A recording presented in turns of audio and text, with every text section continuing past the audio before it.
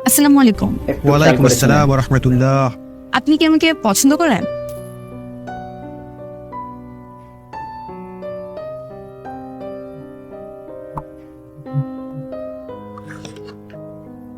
ভাই একটা কথা বলতাম। আমি দেখলাম আমাদের এলাকায় একটা নতুন মৌলবী এসেছে, আর তাকে এলাকার পাড়া প্রতিবেশী প্রায় অনেকেই বাড়িতে দাওয়াত করে নিয়ে খাওয়াচ্ছে।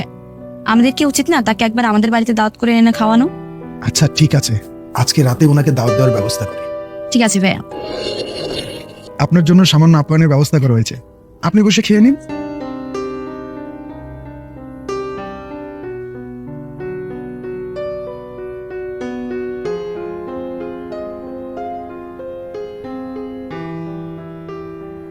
ভাইয়া, আমি ওনার খাবার প্লেটের নিচে ঠিক 2500 টাকা রেখেছিলাম, কিন্তু উনি চলে যাওয়ার পর যখন আমি দেখলাম সেখানে, তখন দেখলাম খাবার প্লেটের নিচে কোনো টাকাই নেই। তার মানে তো টাকাটা উনি চুরি করেছে। উনি সামান্য 2500 টাকার লোভ সামলাতে পারলো না ভাইয়া।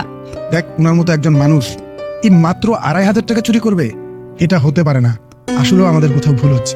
ভাইয়া, 1 বছর হয়ে গেল, আমরা কিন্তু আর হুজুরকে আমাদের বাসায় এনে দাওয়াত করে খাওয়াইনি। তাহলে একটা কাজ করা যায় না, আমরা আবার হুজুরকে আমাদের বাসায় এনে আবার দাওয়াত করে খাওয়াই? হ্যাঁ, তুই ঠিকই বলেছিস। হুজুর, অনেকদিন পর আপনার সাথে দেখা হলো, কেমন আছেন? জি আলহামদুলিল্লাহ, আল্লাহর অশেষ মেহেরবানিতে আমি খুব ভালো আছি। আসসালামু আলাইকুম হুজুর। ওয়ালাইকুম আসসালাম ওয়া রাহমাতুল্লাহ। কেমন আছেন আপনি? আলহামদুলিল্লাহ, আমি ভালো আছি। আপনি যদি কিছু মনে না করেন, আমি আপনাকে কিছু প্রশ্ন করতে পারি? জি। আচ্ছা, যখন আপনি দাওয়াতটা খেয়ে গিয়েছিলেন তখন আপনার প্লেটের নিচে ঠিক 2500 টাকা ছিল। আপনি কাউকে কোনো কিছু না বলে সেই 2500 টাকা চুরি করে নিয়ে গেলেন। হ্যাঁ, নিয়েছি। আপনি একজন মৌলবী হয়ে শেষ পর্যন্ত চুরি করলেন, আপনার লজ্জা করলো না একটু?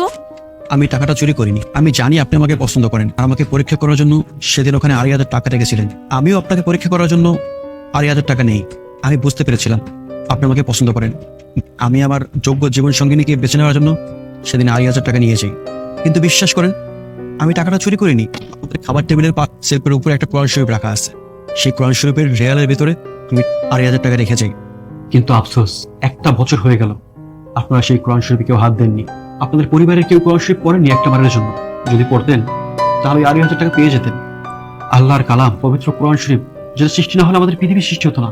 যে ঘরে কোরআন শরীফ পাঠ করা হয় না, সেই ঘরকে বলা হয় মৃত ঘর, মুর্দার ঘর। আল্লাহ পাক বলেছেন, খায়রুকুম মান তাআল্লামাল কুরআনা ওয়া আল্লামা।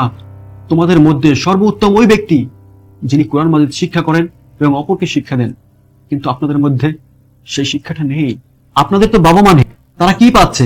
পৃথিবীতে সুসন্তান রেখে গেলে তাদের আমলগুলো বাবা মা পায়, কিন্তু আপনারা তো কোরআন শরীফ পাঠ করেন না। আমি টাকাটা চুরি করিনি, আমি আপনাকে পরীক্ষা করতেছিলাম, আর সেই পরীক্ষায় আপনি ফেল। একটা বারের জন্য কোরআন শরীফ পাঠ করেন না।